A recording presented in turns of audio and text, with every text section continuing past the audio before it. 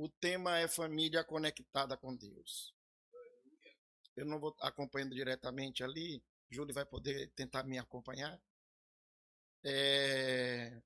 Eu quero começar, antes dessa leitura, Hebreus capítulo 12, versículo 12 a 17.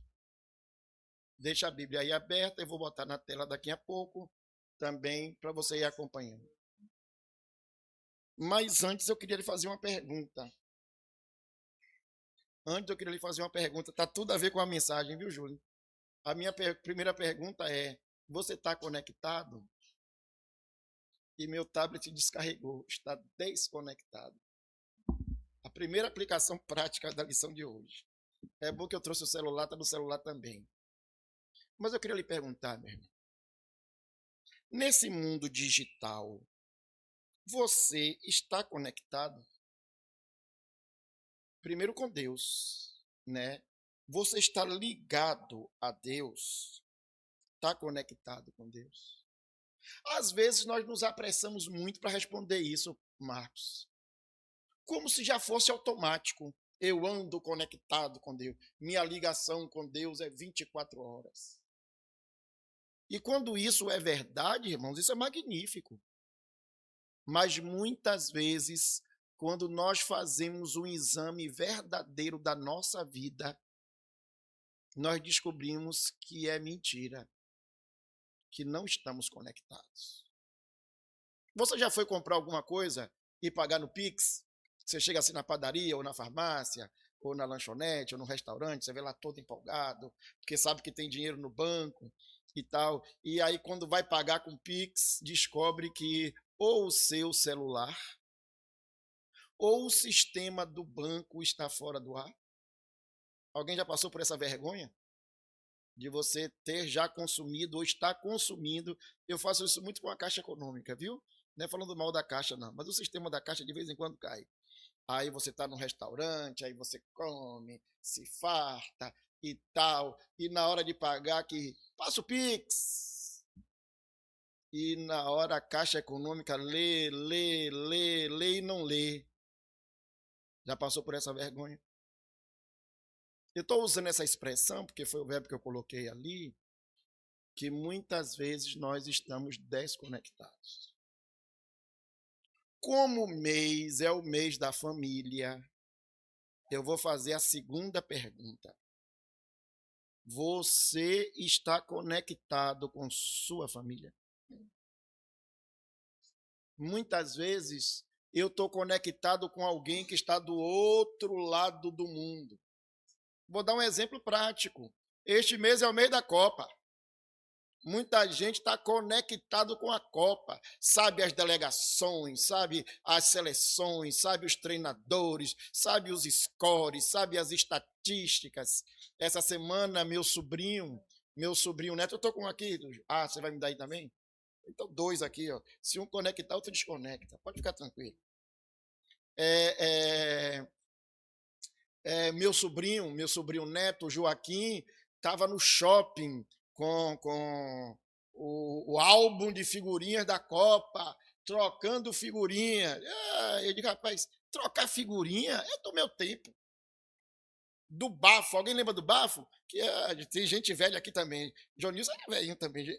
Normélia também, que botava as figurinhas assim, aí batia para virar as figurinhas, aí tinha a posição da mão que ele fazia, o bafo, né, para trocar as figurinhas. Tem gente que anda conectado com a Copa, mas não sabe o que está passando dentro da sua casa. Não sabe a angústia da esposa ou do marido. Não sabe os problemas dos filhos. Alguns estão vivendo de forma isolada dentro de casa, ou se mascarando, ou desejando não ver como é o outro. Eles estão desconectados. Então eu quero começar essa mensagem perguntando: você está conectado com Deus? Você está conectado com a sua família? Você está conectado com a sua igreja? Eu vim hoje de manhã e por causa da mudança dos horários dos ônibus, eu tenho chegado mais cedo, quando consigo chegar, eu chego 1 hora antes do culto, aí estou aqui, a igreja fechada ainda, hoje eu tive a alegria de trazer a chave, porque às vezes eu esqueço, fico lá fora, e hoje eu tive o prazer de chegar e abrir a igreja e ajeitar algumas coisas, daqui a pouco a gente recebe a ligação, o falecimento de Dona Creuza. Boa parte da liderança não está aqui na igreja hoje. Eu já falei, pastor Paulo, diácono Luciano, estão lá em Jiribatuba, Angélica, Edel e Ana Maria, estão lá fazendo uma comitiva do aniversário da igreja de Jiribatuba. Diácono Railton tá enfermo por causa da gripe, eu vou falar da gripe daqui a pouco. Diácono Railton tá enfermo. E quem é que vai resolver as coisas? Nós estamos conectados com a família de Francisca, ou é para Francisca se virar com a família dela para resolver as coisas? Vem a pergunta de novo. Você está conectado com sua igreja? Nós vamos tentar responder isso, irmãos, com a mensagem de hoje. A mensagem de hoje é um alerta de Deus dentro da família. Ele vai falar, o texto vai falar diretamente do meu relacionamento com Deus. Mas a partir desse meu relacionamento com Deus, ele vai utilizar uma relação de família, usando uma família do Antigo Testamento, para nos mostrar como uma família conectada ou uma família desconectada, ela pode afetar e vai afetar o futuro de toda uma geração. Então vamos abrir Hebreus capítulo 12, de 12 a 17. Vamos ler todos aí, vai passando aí junto. Vai mais, mas tem mais uma, tem um texto aí no quadro. Aí, pronto. Vamos juntos. Todos juntos aí. Segui a paz com todos e a santificação, sem a qual ninguém verá o Senhor. Atentando diligentemente para que ninguém seja faltoso, separando-se da graça de Deus, nem haja alguma raiz de amargura que, brotando, vos perturbe, e por meio dela muitos sejam contaminados. Nem haja algum impuro ou profano, como foi Esaú, o qual por um repasto vendeu seu direito de primogenitura. Pois sabeis também que, posteriormente, querendo herdar a bênção, foi rejeitado, pois não achou lugar de arrependimento, embora com lágrimas o tivesse buscado. O objetivo dessa mensagem de hoje, irmãos, não é procurar culpados, não. O objetivo dessa mensagem de hoje é procurar quem é o responsável. A nossa psicóloga da igreja, Gabriela, diz assim: Emanuel, as pessoas carregam muito culpa, muito culpa, muito culpa. Eu não quero trabalhar culpa, não. Eu quero trabalhar responsabilidade. Pelo que é que você é responsável? Você é marido. Por que é que você é responsável dentro de casa? Você que é esposa, qual é a sua responsabilidade dentro de casa? Você que é filho, qual é a sua responsabilidade na família? O grande problema é que quando alguém falta com a sua responsabilidade, sobrecarrega uma outra pessoa na responsabilidade dela. Exemplo, quando o pai falha, que a mãe assume o papel de pai e mãe, aí diz assim: que mulher honrosa, que mulher maravilhosa, que foi uma mulher poderosa, que assumiu sozinha o papel de pai e mãe. É verdade, muitas mulheres superam isso, porque elas acabam assumindo 2 papéis. Mas mãe não é para ter papel de pai. Mãe é para ter papel de mãe. E pai é para ter papel de pai. Se cada um cumprir a sua responsabilidade, não sobrecarrega o outro. Então, qual é a sua responsabilidade, irmãos, em resolver os problemas? Na minha boca, algumas frases que nós ouvimos nas famílias. Na minha época, não era assim. Isso é coisa de velho. Na minha época, hein, Anitta? Não era assim. Isso é coisa de Anitta falando. Eita, adolescência difícil. Alguém diz assim: nem mais adolescência, é aborrecência. Eu não aguento mais esse menino, nem essa menina. Você é um inútil. Você não presta para nada. Se eu soubesse que você seria assim, você não teria nascido. Essas frases, irmãos, são que as famílias lá de fora falam. E que você já ouviu a vizinha falar para o filho dela, para a filha dela várias vezes. Ouviu ou não ouviu? Mas quando é que essa frase é falada num lar de crente? Aí o pessoal diz assim, há poder nas suas palavras. Eu até respeito as maluquices do povo, mas há poder nas suas palavras. Você não sabe o quanto você traumatiza um filho quando você pronuncia uma frase como essa. Mas também os filhos devolvem, né? E devolvem na mesma moeda, e às vezes uma moeda mais cara. Porque ele diz assim, ó, eu não pedi para nascer. Né? E eles não dizem, ou dizem, eu não pedi para nascer, e a senhora me cobra, me fala, eu não pedi para nascer. O outro que tem um bocado de irmão dentro de casa diz assim, eu moro no inferno, né? Essa casa é uma coisa pior do mundo. A mãe da minha amiga é melhor do que a minha mãe. Já ouviram essa frase? Normélia já ouviu? A mãe da minha amiga faz isso. Ah, se eu pudesse, eu me mudaria para casa de minha amiga, porque a mãe da minha amiga é melhor. Isso é carapuça para Nicole e para a Sofia. Eu odeio essa casa. Eu odeio essa família. Eu quero morrer. E sabe o que é pior? Alguém está ensinando como morrer. Vocês sabiam disso? Que há sites na internet que ensinam a morte. Ensinam o cult, não é coaching, é cult, que é a disselação, a se machucar para esconder as dores do corpo e da alma, e a mutilação que vai provocar a morte desse indivíduo. Cuidado, você que é pai de menino, de menina, adolescente, fique de olho, porque você não sabe, você acha que sabe, mas você não sabe o que o seu filho tem visto, ouvido e aprendido nesses lugares. Cuidado. Este texto bíblico, irmãos, como eu disse, ele trata do relacionamento de Deus com o homem, do homem com Deus. É um relacionamento, pastor Cândido chama de vertical, mas que traduz lições horizontais. Então, é o relacionamento do homem com Deus, mas que traz aplicações na vida horizontal dos homens com os homens. Por isso eu estou aplicando aqui de forma com a família. E quero começar da família conectada, lembrando que, primeiro, alguém dessa família se perdeu. Diga aí, meu irmão, Deus tenha misericórdia. É para dizer mesmo assim, mas dizer com força.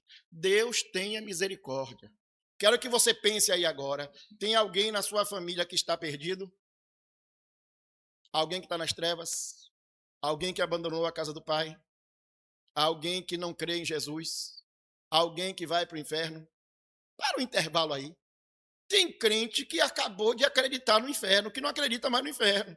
Já que eu sou crente, Deus então vai salvar toda a minha família na hora H. Vamos dizer assim, eu sou sobrinho de Marcos, eu sou irmão de Mário Sérgio, eu sou filha de ou neta de Raimunda. Então Deus na hora lá vai dar uma carteirada e vai liberar. Não, gente, neste aspecto a salvação é individual. Bom que Caleb não está aqui hoje para me reclamar. Neste aspecto a salvação é individual. Quem crê será salvo e quem não crê já está condenado. Preste atenção.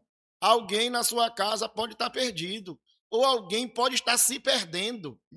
Eu não creio, viu, Marcos e John Nilson, que o crente perde a salvação aqui. Não vim defender isso, não. Mas eu estou dizendo de pessoas que estavam bem próximas à salvação e que perderam a oportunidade.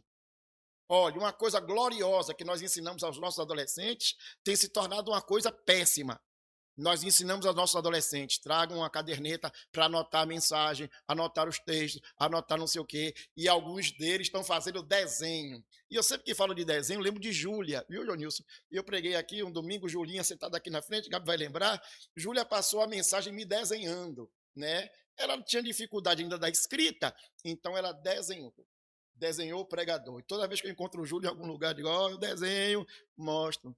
Tem gente que vem para a igreja desenhar Pokémon, eles nem sabem mais o que é Pokémon, que Pokémon já morreu, né? Aí desenha figura, dragão, não sei o quê, papapá, só não desenha o culto, só não participa do culto. Então aquele desenho tem que ser proibido. Porque você está proibindo o seu filho de ter acesso a Deus. Você está impedindo. Na parábola do semeador diz assim, a semente foi lançada. Dê glória a Deus, irmãos. A semente foi lançada. Mas as aves do céu vieram e comeram a semente. Dispersou a ideia. O culto é para você estar presente no culto. Não é para estar no celular, não é para estar no joguinho, não é para estar no WhatsApp, não é para estar no Instagram, não é para estar fazendo desenho na igreja, a não ser que seja algo ligado ao culto. E hoje os irmãos estão vendo aí, eu venho com o meu tablet não, eu venho com o meu celular, minha Bíblia está no celular, minha liturgia está no celular, eu estou acompanhando o culto. Então eu não sou daqueles que vão falar mal do celular. Eu estou falando mal do acesso ao celular durante o culto. Mas como foi que Isaú se perdeu? Isaú, irmãos, era filho de crente. Quem era Isaú? Filho de quem? Quem lembra? Diga com voz alta aí, não é retórico não. Filho de quem? De Isaac e Rebeca. Irmão gêmeo de Jacó. Cadê Caleb e Judá? Irmão gêmeo de Jacó. Isaú era neto de crente. Neto de quem? Quem lembra aí? Oxe, os crentes da igreja. De Abraão e Sara. Oh, que coisa gloriosa de Neí. Ele era filho de crente e era neto de crente. E se perdeu. Você parou para prestar atenção nisso? Diga aí com força, irmão. Deus tenha misericórdia.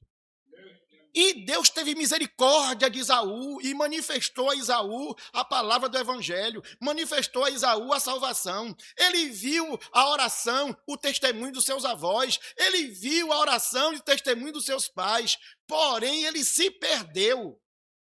E como é que ele se perde? O texto vai dizer isso. Porque o texto do capítulo 12, ele está depois do capítulo 11. Parece até uma bobagem o que eu falo. O 12 está depois do 11.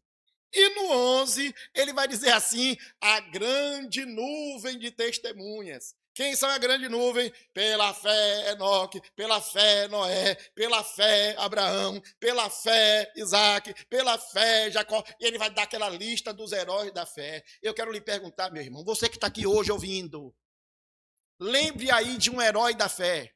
Não é da época da Bíblia, não. Da época desta igreja aqui. Ou da igreja de onde você veio. Ou da sua família. Lembre aí de um herói da fé.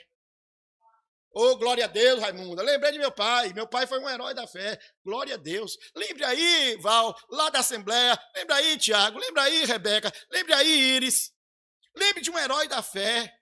E dê glória a Deus pela vida dessa pessoa. Olhe para a vida dessa pessoa e diga assim, poxa, eu quero ser como fulano, de oração, de testemunho, de evangelização. Oh Deus, me ajuda a ser igual aquela fulana ali, aquela irmã da SAF, aquela irmã da igreja, aquela irmã do ciclo de oração, aquele irmão da evangelização, aquele irmão da assistência social. Eu quero ser um herói da fé. Dê glória a Deus pela vida dessas pessoas. Mas, por outro lado, lembre de alguém que se perdeu. Alguém que estava na igreja, pregando, comungando, entregando dízimo, na escola dominical. E hoje você passa aí na rua e encontra ele ébrio, jogado, perdido, não vem para a igreja. Alguns até fizeram sucesso, ganharam dinheiro, compraram casa, compraram carro, mas perderam a salvação, perderam Jesus. Esse você vai olhar e dizer, Senhor, tenha misericórdia. Não deixa eu ser igual a ele, Senhor. Eu quero ser um dos heróis da fé. Eu não quero ser um daqueles que se perdem. O texto vai dizer exatamente isso. Ele começa mostrando os heróis da fé e vai nos mostrar agora alguém que estava do lado dos heróis, na família dos heróis, na igreja dos heróis, mas se perdeu. Vejam o versículo 16 e 17. Está aí no texto, está aí na tela, está aí na Bíblia. 16 e 17. Todos juntos. Nem haja algum impuro ou profano, como foi Isaú. Vamos ler todos juntos, irmão? 16 e 17. Nem haja algum impuro ou profano, como foi Isaú, o qual por um repasto vendeu seu direito de primogenitura. Pois sabeis também que, posteriormente, querendo herdar a bênção, foi rejeitado, pois não achou lugar de arrependimento, embora com lágrimas o tivesse buscado. Isso aqui é uma das palavras mais duras do Novo Testamento. Alguém, Neuza, que chorou querendo se arrepender. E Deus disse a ele, não tem arrependimento para você. Isso é muito forte, viu, Marcos? E isso está escrito no Novo Testamento, se referindo ao Velho. Ele chorou querendo se arrepender. Pastor Paulo pregou sobre isso aqui algumas vezes, explicou Gênesis. Quando Isaú pede a bênção ao pai, depois de Jacó ter feito aquele trambique todo, ele fez, meu pai, não sobrou nenhuma bênçãozinha para mim. Ele fez, não. As bênçãos espirituais todas eu dei a Jacó. Ele fez, mas meu pai, não havia chance de arrependimento para ele. É como aquelas pessoas no tempo de Noé. Lembram de Noé? Noé passou 120 anos construindo a arca e anunciando, o juízo de Deus vai chegar, o juízo de Deus vai chegar. E a Bíblia não narra da conversão de ninguém. Não quer dizer que ninguém se converteu, mas não narra essa conversão. Mas diz que quando Deus fechou a porta da arca, e não foi Noé que fechou a porta, quem fechou a porta foi Deus. Quando Deus fechou a porta da arca, que mandou o dilúvio, as pessoas corriam e batiam na porta, dizendo o quê? Abram a porta, abram a arca. Não havia lugar para eles de arrependimento. Mas a Bíblia vai mais adiante, irmãos. Jesus falando das bodas, vai ter boda aqui na igreja, né? Vai ter casamento. Falando das bodas, ele fala das 5 sábias ou prudentes e das 5 tolas ou nécias, né? As sábias estavam prontas para o casamento. Mas as tolas não estavam, saíram, se dissiparam. Quando alguém gritou, veio o noivo. Aí elas foram providenciar, ajeitar as coisas. E quando chegaram na porta, a porta estava fechada. Não havia lugar para arrependimento. Sabe o que a Bíblia diz? Buscai ao Senhor enquanto? Todos juntos? Buscai ao Senhor enquanto se pode achar. Invocai-o enquanto está perto. Hoje é o dia do arrependimento. Mas cuidado, porque a porta vai se fechar. Ele queria se arrepender. Era um dos filhos que se perdeu. Perdeu como uma das ovelhas que se desviou do caminho. Alguém que desencontrou o rumo. Pô, gente, quando eu passo aqui no fim de linha e vejo essas pessoas deitadas ali na rua, nas marquises, debaixo das barracas, eu evito olhar, não é por nojo, não. É com medo de encontrar quem eu não quero encontrar ali embaixo. Porque eu já encontrei várias vezes, e quando vejo, o coração dói, porque eu vi aqui na igreja, eu vi cantando, eu vi como presidente da mocidade, eu vi dando testemunho, eu vi falando nos ar livres, e hoje eu encontro perdido. Isaú é esse filho primogênito de Isaque, que foi atraído. Antes de ser traído, ele foi atraído. Ele foi atraído por um prato de lentilhas. Como eu não gosto de lentilhas, não sou apaixonado por lentilhas, sempre que eu leio esse texto, eu vou pedir perdão aos irmãos da igreja, sempre que eu leio esse texto, eu só leio feijão. Viu, Iris? Eu gosto de feijão. Dona Jacira faz o feijão, fazia, né? Que hoje já não faz mais nada. Fica lá cutucando para Rita fazer. Mas Dona Jacira fazia um feijão gostoso. E seu Antônio, meu pai, fazia um feijão mais gostoso ainda. E eu acho que eu peguei a manha. Porque aí, se outro dia eu fiz assim, meu pai, eu quero que o senhor faça um feijão para mim. Como eu fui para o Garcia, minha irmã Lídia tinha feito um feijão, eu trouxe uma vasilhazinha, levei para isso. Ela fez, estava muito gostoso, mas não foi o seu. Eu quero que o senhor faça. Até o temperozinho, ela já sabe que é diferente. Então, irmãos, quando eu leio esse texto, eu penso logo no feijão. com aquelas carnes todas que eu gosto e tal, com aquela farinha copioba, uma farinha boa, de qualidade, bem torradinha, né? Com aquela salada de alface, tomate. Alguém já gritou lá, o molho lambão. Eu gosto de molho lambão, mas o molho lambão. É isso que o texto está dizendo. Esaú foi para a caça. Filhinho de papai, homem forte, de guerra. Quando chegou em casa, suado, fedido, cansado, Jacó, filhinho de mamãe, criado em casa, que sabia fazer comida, ficava ali no pé do fogão com a mãe, tinha feito um guisado de lentilhas. Quando Esaú viu, fez, meu irmão, me dê um pouquinho disso aí, vai, um prato caprichado, né, com a farinhazinha. Isso aí sou eu que estou botando no texto, meu irmão. E ele foi seduzido por aquilo. Jacó, trambiqueiro, desde o nascimento. Não me perdoe Jacó, não. O Jacó daqui a pouco vai ser crente, viu? Mas Jacó era meio atrapalhado na vida, desde o nascimento. Jacó, trambiqueiro, fez, não dou nada, é meu só, não dou. Meu irmão, seu irmão veio da caça. Ele fez, se você quiser, eu lhe dou. Lhe dou, não lhe vendo. Lhe vendo, não lhe troco. Me dê o seu direito de primogenitura. Me dê aquilo mais precioso que Deus lhe deu. Sabe qual foi a resposta de Esaú? Os irmãos lembram. Para que me serve esse tal de direito de primogenitura? Para que me serve essa coisa sagrada que Deus me deu, que eu só vou conquistar depois? O que eu quero é o bucho, o que eu quero é o ventre, o que eu quero é a barriga, o que eu quero é a fome, o que eu quero é resolver o problema da fome, o que eu quero é meu alimento. A Bíblia diz que ele trocou algo que era sagrado por algo que era vil, que era profano, que era passageiro. Por isso, Esaú será chamado de profano. Vocês que são baianos sabem direito o que é isso. Essa ilustração aqui na Bahia é mais forte do que em qualquer outro lugar. Porque a nossa tradição católica, nós não somos católicos romanos, mas a nossa tradição católica está na nossa cabeça. O cara vai para a festa do santo que for, né? Bonfim, que é o mais famoso em Salvador, ele vai para a festa do Bonfim, a festa sagrada, a missa, o negócio, e depois ele cai na gandaia, ele vai para o lado profano. É por isso que muitos cantores da Bahia dizem assim, não vá nem para o sagrado, vinha direto para o profano.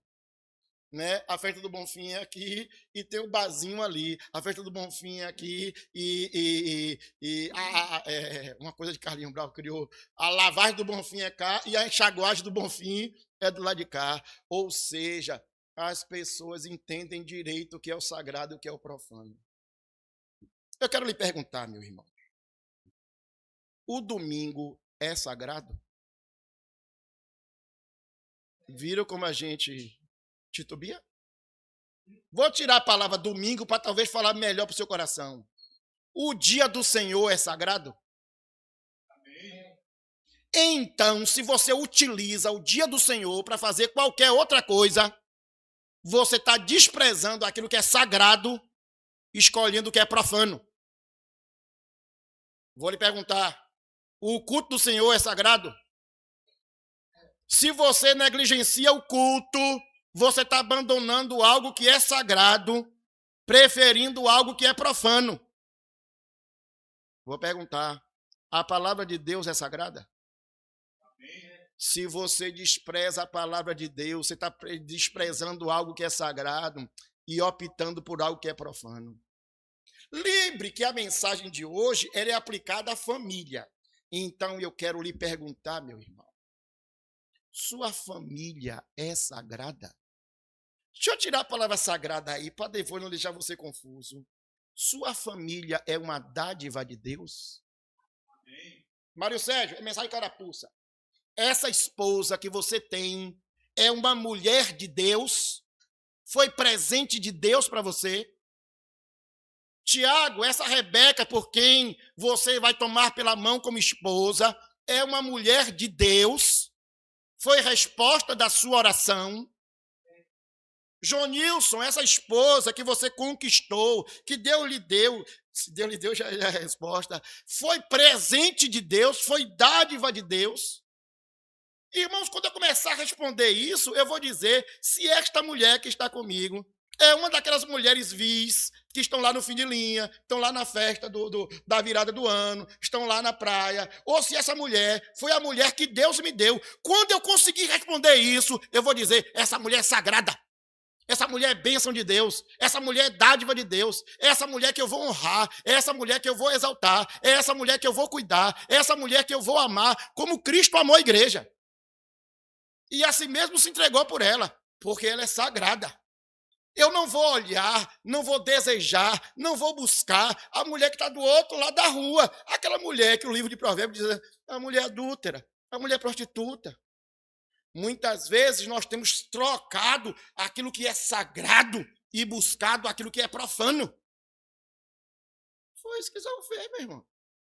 Desprezou o que é sagrado.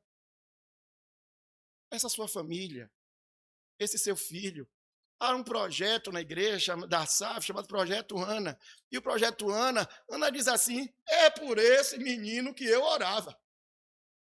Sabe por que eu não desisto dele? É porque esse aqui é por esse que eu orava. Esse aqui é fruto de oração. Esse aqui é filho de oração. Essa semana eu tive umas decepções com essa frase de alguém que era da igreja e está vivendo no mundo e tal. Mas sempre que eu oro por ele, ele diz assim, é filho de oração. Tem um menino daqui da igreja que eu gravo, né? Velho, eu gravo o nome de todo mundo. E aí eu vou lembrando, aí eu oro por Aleph, aí eu oro por Stephanie, aí eu oro por Silas, aí eu oro por Levi, aí eu oro por Murilo, aí eu oro por Mateus. Aí eu digo Deus, eu gosto de citar nome por nome. Isso eu aprendi na infância, viu, Jonilson? Na hora de orar, ore nome por nome.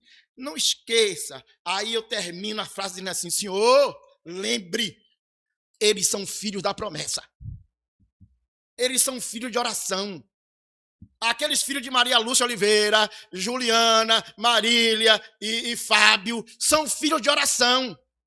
Estão no mundo, estão perdidos, estão nas trevas. O Senhor lembre quantas vezes Maria Lúcia orou por eles. Lembre de Binho e de Binha quantas vezes Dilma chorou por eles aqui na igreja. Lembre de Kátia, de Beto, de Tana, de Marcos Melo. Lembre quantas vezes Raimunda Justa orou por eles aqui na igreja. Lembre de Mateus, de Murilo, de Mariana, de Maria Clara. Quantas vezes a SAF se reuniu para orar por eles. E Mateus de Jússi. E quantas vezes, irmãos... Este aqui é meu filho de oração. Eu não vou abrir mão dele, porque ele é sagrado. Ele nem sabe que é sagrado. Mas ele é sagrado e eu estou colocando diante de Deus. Não troque aquilo que é sagrado por aquilo que é profano. Já Esaú trocou. E os irmãos não sabem. Ele foi ladeira abaixo. O próximo slide, eu vou falar de Jacó. Eu não vou nem falar de Jacó hoje, porque eu não quero nós sentar Jacó, não. Jacó é um trambiqueiro, que vai virar crente. Não é crente ainda. Está na igreja, mas não é crente. Vai se converter. Sua mãe era crente, mas aceitou o trambique do outro irmão. Eu não quero falar de Rebeca, não. Mas eu quero falar das consequências de Rebeca. Rebeca nunca mais vai ver o filho que ela amava. Diga aí, Deus tenha misericórdia. Rapaz, eu não disse que Esaú era o filho de papai? Jacó era o filho de mamãe. Como é na sua casa? Normélia, quem é? Mãe de quem, Normélia? Lá em casa, Normélia, Judá de vez em quando tem umas crises. Judá me ligou na hora que começou o culto. Né? Caleb está meio adoentado, aí eu perguntei a Caleb não respondeu, eu perguntei a Judá fez, oxe, quem está doente é ele. Eu digo, oxe, quem está doente é ele, mas estou falando com você. Seu irmão está melhor ou pior? Aí Judá, quando está em crise, diz assim, Aísse é filha de meu pai, Caleb é filho de minha mãe, e eu não sou filho de ninguém. Quer dizer, ninguém me ama, ninguém me quer, ninguém se preocupa comigo. Vai procurar o que fazer, rapaz. Toma vergonha na sua cara, vai viver a sua vida. Mas Jacó era o filho que Rebeca amava. Por causa do trambique. Jacó teve que fugir de casa, porque Esaú prometeu matá-lo. Ele foi para a terra de Labão, seus parentes. E Rebeca nunca mais viu o filho. Percebe que às vezes você vai pagar caro porque foi negligente com a vontade de Deus e aceitou andar em caminhos escusos. Irmãos, tem perdições que são assim. Tem perdições que são temporárias, mas tem perdições que são permanentes. Ficar doente, por exemplo, pode ser temporário, mas algumas doenças serão para a vida inteira. Quem fumou, lá em casa eu tive muita gente que fumou, viu? Antes de converter, muita gente na minha casa fumou. Quem fumou, estragou o pulmão vai estar estragado para a vida toda, não tem jeito. Quem pegou Covid e não se cuidou, teve sequela de Covid, a sequela do Covid vai ficar para a vida toda. Seja no rim, seja no fígado, seja no pulmão. Vai ficar lá. Quem tem enfisema, que o pulmão colou, não vai descolar mais não, meu irmão. Por que eu estou usando esse exemplo aqui bem prático? Porque os vírus respiratórios estão circulando na cidade. Pastor Cândido, tem que tomar vacina. Anitta, tem que tomar vacina. Jacira já tomou. De cara feia, mãe tomou. Jacira tem que tomar vacina. Normélia, que toma conta de idoso, tem que tomar vacina para não passar o vírus para o idoso. O idoso está dentro de casa e está fora. Os outros, as gestantes, têm as vacinas das vacinas das vacinas. Nós precisamos nos curar, porque alguns males são temporários, mas outros males são definitivos, são irreversíveis. Você que já perdeu um neto para droga, ou 2 netos para droga, um filho para droga, ou um filho para o assassinato, ou um filho para a violência. Emily, agora não. Mel, agora não. Agora é mensagem. Você que perdeu um filho para droga, ou um filho para a violência, ou um filho para o acidente, ele não vai voltar. Você perdeu para sempre. Então fica o alerta espiritual aqui. Você pode perder a sua família para sempre. Você pode perder essa mulher para sempre. Você pode perder esse marido para sempre. Você pode perder essa comunhão com Deus para sempre. Então o texto, irmãos, é de um alerta. E como foi que essa perda começou? Há na Bíblia 2 tipos de mandamentos. Eu gosto de dizer os mandamentos positivos. Positivos é para lhe apontar o que fazer. Os negativos é para lhe dizer não faça, porque você vai se dar mal. Então, quando pegamos a lista dos 10, lembra do dia de sábado para o santificar, está lá. É para fazer. Não diga que não sabia, não. Sabia sim. O dia do Senhor é para ser santificado. Vou falar disso na mensagem da noite, que é a segunda mensagem sobre o sábado do Senhor. É hoje de noite. O segundo é honra teu pai e tua mãe. Honrar pai e mãe não é opcional. Se eu gosto de meu pai ou se eu gosto de minha mãe, se eles andam certos ou errados. O mandamento é uma ordem, cumpra. E vai mais. Os mandamentos negativos. Não terás outros deuses diante de mim, não farás mais de escultura, não tomarás o nome do seu Deus em vão, não matarás, não furtarás, não adulterarás. Esses mandamentos proibitivos ou negativos é para ligar um alerta, luz vermelha, dizendo assim, não faça. Então, a vida de Esaú é para a gente olhar para ele e dizer, não faça. Que foi, Emily? Diga. Se eu tivesse aí, eu socorria, mas agora eu não posso. Versículo 15, todos juntos. Vai, Ju, vai socorrer. Norberta já foi. Versículo 15, toda a igreja. Atentando diligentemente para que ninguém seja faltoso, separando-se da graça de Deus, nem haja raiz de amargura, que brotando vos perturbe, e por meio dela muitos sejam contaminados.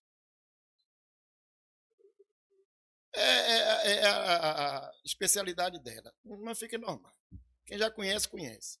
E se vocês ficam incomodados 1 hora de culto, 2 horas de culto, imagine Raimunda. São quantos anos, Raimunda? Ah, então pronto. Não, fica aí na hora de culto se chateando, não tem problema não. Se eu tivesse aí, ia socorrer. Quem está em casa ouvindo é que nós temos uma pessoa especial na igreja, que a gente tem que ter cuidado com ela no momento especial também. Mas voltando para o texto. Como foi que Esaú se perdeu? Aqui está a receita para se perder. Você que está em casa ouvindo, ou você que está aqui na igreja, essa receita que eu vou dar agora é para você não fazer. Prestou atenção? Essa receita aqui é para você não fazer. Nós vamos olhar para ver o que foi que ele fez para não fazer como ele. Versículo 15. Atentando diligentemente para que alguém não seja? Não seja o quê? Pronto. Primeira coisa é a falta. Eu acho que meu governador, vou fazer campanha do meu governador aí, viu? Meu governador que vai tentar a reeleição, ele não entendeu isso. Que aquele que falta, ele vai ser reprovado. Meu governador disse, não, gente, pelo amor de Deus, o menino não faltou por causa da chuva, não faltou por causa do sol, não faltou por causa do tênis, não faltou por causa do jogo do Bahia, não faltou porque o Vitória ganhou, não faltou porque teve jogo do Brasil, não faltou, ele faltou porque teve São João. Tem que compreender a falta dele. Então o menino falta, o menino não estuda, o menino não faz o dever, o menino não vai para a escola, mas no final do ano ele tem que ser aprovado, porque a aprovação tem que ser sequencial. Meu governador não entendeu isso. Irmãos, olhe que aqui na igreja nós temos uma peculiaridade que tem me deixado muito preocupado. É a falta. E alguém pode dizer, o que é que ele está falando? Se ele não vem nos dias de semana. Olha, eu tenho alguns irmãos aqui que moram longe, inclusive eu, né? Que não moro na região da igreja. Vocês não sabem como é difícil o transporte. Saber vocês sabem como é difícil o transporte. Mas a grande maioria daqui da igreja mora aqui, no bairro. Vem andando. Não tem transporte. Não tem o transporte coletivo, mas mesmo assim não vem. E não vem por quê? Porque está cansado? Está estressado? Porque está desgostoso? Ou porque aquele salmo não é mais verdade nos seus lábios? Qual é o salmo? Alegrei-me quando me disseram, vamos à casa do Senhor. E o salmo é verdade, irmãos, o salmo não é mentira, não. Mas, às vezes, no meu lábio, ele deixou de ser verdade, porque essa alegria não está mais em mim, a alegria se perdeu. Como suspira a corça pelas correntes das águas, assim por ti, ó Deus, suspira a minha alma. Davi está dizendo ali, olha, eu estou ansioso. Qual é o dia de ir para a casa do Senhor? É amanhã, vou preparar a roupa, vou preparar o sapato, vou preparar a comida, porque amanhã é o dia do Senhor. Mas tem gente que tem negligenciado o dia de estar com o Senhor. Olha, eu fui pregar numa igreja presbiteriana, numa quinta-feira, né? O culto da família, foi o mesmo sermão que eu estou pregando aqui, viu? Só que lá eu preguei numa quinta-feira à noite. Juliana é testemunha disso. A igreja estava lotada, não foi? Lotada é exagero meu, mas quase que não tinha lugar na igreja quinta-feira. Foi um dia especial? Não sei. Tinha visitante que os irmãos convidaram? Tinha. As pessoas estavam na igreja. Todo mundo lá em Portão, todo mundo morando ali perto de Portão. Não é ninguém que veio da Barra para ir para Portão, nem veio da Paralela para ir para Portão, não. As pessoas que moravam lá. Mas lembrem que eu estou falando de família. Você tem estado com sua família ou você é faltoso? Tem pais que dizem assim, eu me acabo, eu trabalho, eu faço hora extra, eu trabalho final de semana, eu trabalho feriado para dar o melhor para os meus filhos. Você ainda não aprendeu que o melhor que você tem para dar aos seus filhos é a sua presença com eles, é a sua alegria com eles, é a sua companhia com eles. Mário Sérgio, você tem duas meninas que vão olhar para você e dizer que você é o paradigma, você é o referencial. Elas precisam ver em você o melhor homem do mundo, o mais carinhoso, o mais atencioso, o mais zeloso. E parece que eu estou mandando mensagem carapuça para Mário. É para Mário, é para Dineí, é para Tiago que vai casar, é para Jonilson, é para Sérgio que está lá fora na portaria, é para pastor Cândido que está aqui, é para o pregador. Nós precisamos ser o referencial dentro da nossa casa, de atenção, de carinho. Quando você começa a se envolver com muita coisa fora de casa e você está faltando dentro de casa, você está perdendo a sua família. Você entrou num caminho muito perigoso. E olha, irmãos, o irmão de Júnior e Júnior, agora não, conversa depois. Não se preocupem não que eu não sou pastor Paulo, sou Emanuel mesmo. É Emanuel também, é? É Emanuel e Emanuel, aí, ó. Pronto. Fiquem tranquilos. Irmãos, isso aqui é glorioso. Está na presença de Deus, está na presença da nossa família. Isaú começou a faltar, e foi faltoso. Cometia falta, não estava presente, não acompanhava. Pelo contrário, ele se separou. Tem a separação que é o divórcio, né? Mas tem crente que está separado dentro de casa, irmãos. Que não se fala dentro de casa, que não comunga dentro de casa. Porque um queria comprar a geladeira, outro queria comprar o fogão. Não tinha dinheiro para comprar os dois. Aí quando comprou de um, o outro ficou chateado porque não comprou os dois ao mesmo tempo.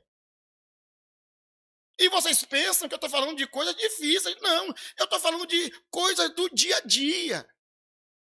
De alguém que queria comprar aquela mochila ou comprar aquela camisa e não tinha dinheiro para comprar os dois, e porque comprou um, ficou chateado porque não comprou o outro. Pessoas que tinham uma opinião sobre isso ou sobre aquilo, e porque o outro não fez aquilo que ele queria, está ressentido, magoado e se separou. E nós vamos ver daqui a pouco que vai ter um problema com isso. Se separou da graça de Deus. Meu irmão, eu quero que você responda a Deus, não é a mim, não. Para você saber como é que está a sua família. Qual foi a última vez que você pegou na mão de sua esposa ou na mão do seu marido e orou com ele?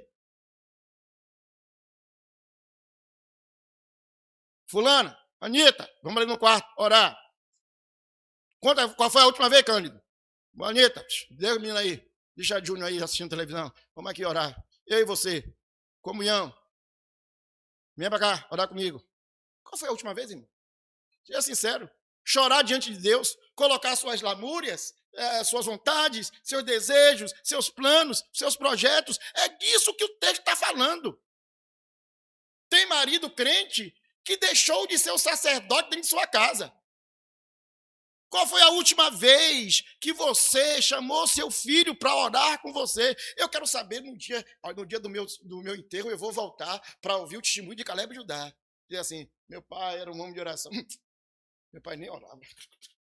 Nunca vi nem meu pai orar. Nunca vi nem ler a Bíblia. Pregava na igreja, mas em casa, né?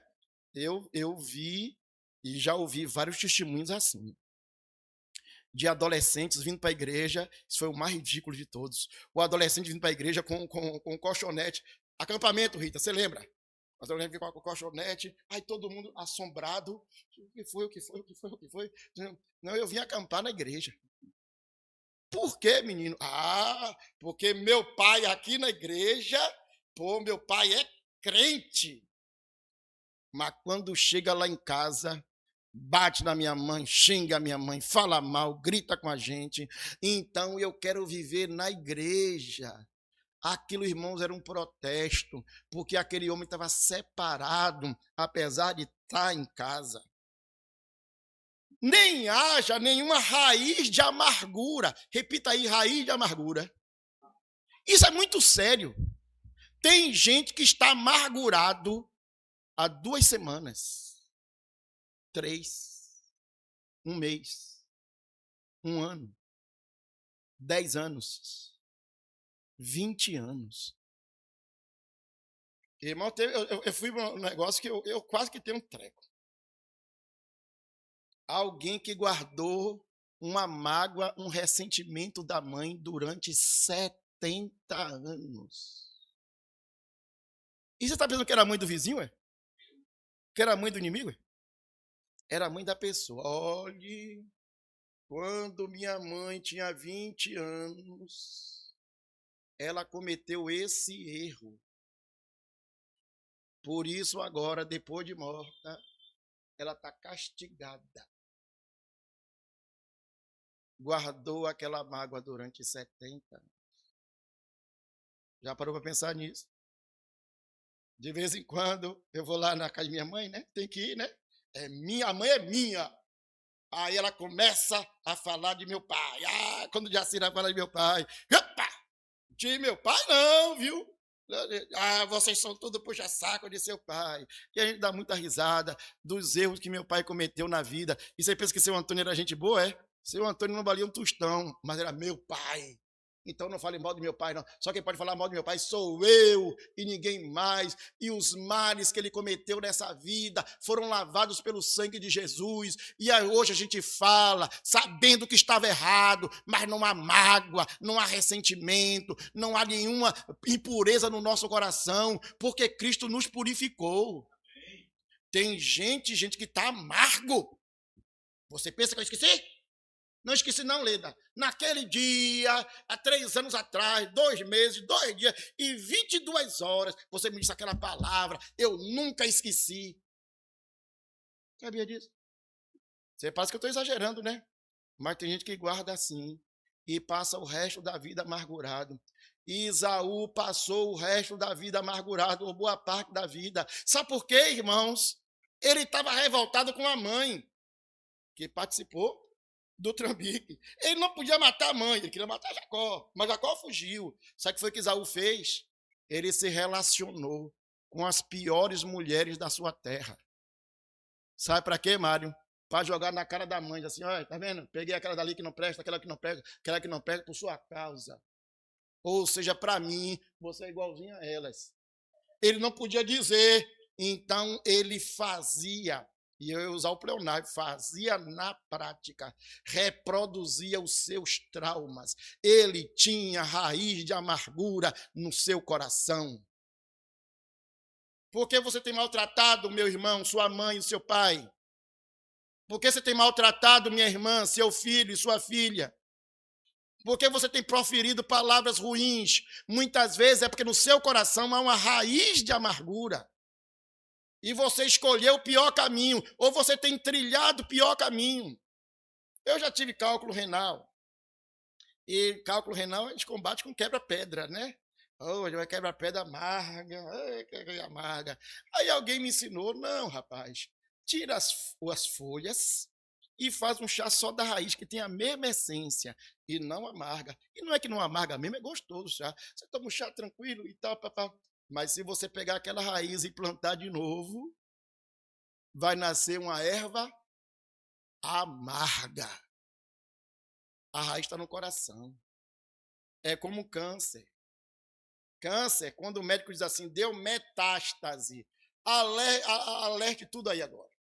Porque o câncer, quando ele é descoberto no início, ele é tratado com quimioterapia, com radioterapia, com iodoterapia, tem várias terapias, tem retirar o tumor e aí se cura. Ou o tratamento é mais difícil, mas tem. Mas quando dá metástase, hein, Raimunda? Agostinho, eu tenho orado por ele todos os dias, minha irmã. Porque sei que o caso dele é muito grave, a gente quer, a gente luta, ele vem de Jacobina e faz o tratamento aqui e volta, e a gente fica com o coração apertado, porque sabe que se enraizou, lá na roda diz assim, enraizou, tem crente que a amargura enraizou o coração, nada que você fale a pessoa muda, tem que arrancar, e para arrancar, dói. Para arrancar essa raiz do coração dói. E a gente pede assim, Senhor, arranque essa raiz de amargura do meu coração. Em nome de Jesus. Não vos perturbe. Está no texto aí, ó. Atentando diligentemente para que ninguém seja faltoso, nem separando-se da graça de Deus, nem haja raiz de amargura, que brotando vos perturbe. Olha uma coisa horrível. Essa palavra ninguém usa mais, que é antipedagógica. Você conhece o menino perturbado? Não pode falar de perturbado de Rita, que Rita vai brigar comigo. Porque Rita diz assim, você fala de Anderson, mas Caleb Judá também era. Né? Caleb Judá também era. O perturbado é o pior indivíduo da terra. Porque ele não consegue ser perturbado sozinho. Ele é perturbado e tem que perturbar o juízo de alguém. Vou mudar de menino para pegar pesado com as mulheres. Tem mulher que é perturbada, viu?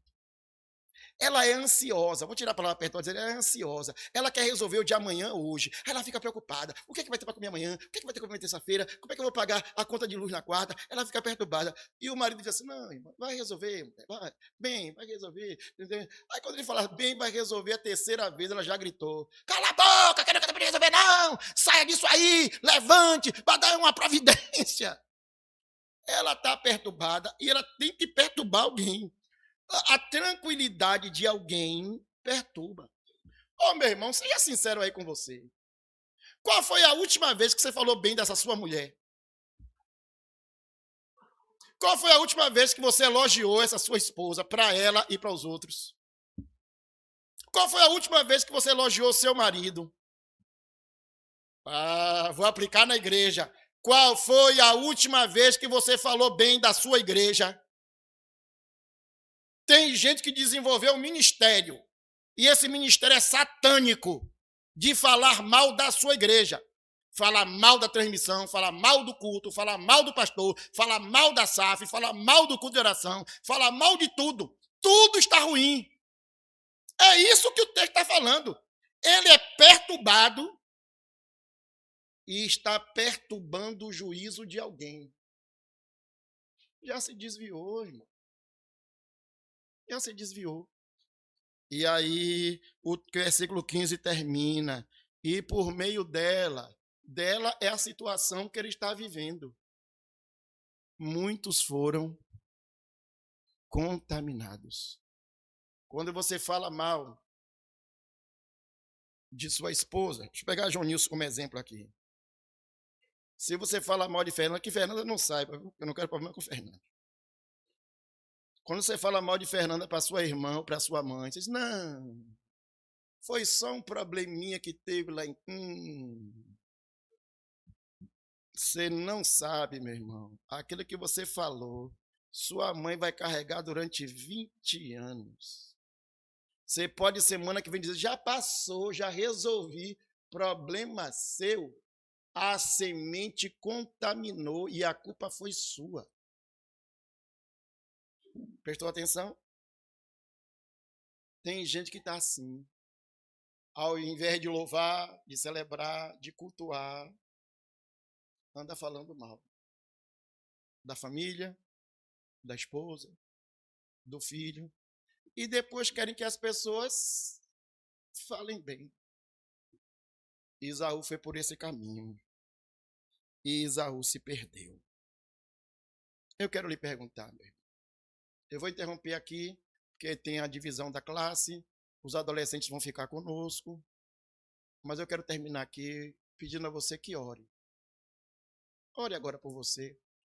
Não ore por ninguém, não. Não pense em ninguém aí perto de você, nem em casa. Ore primeiro por você. Peça a Deus que você não seja Esaú. Peça a Deus que repreenda o espírito de Esaú. Peça a Deus que não deixe você trilhar no caminho dele.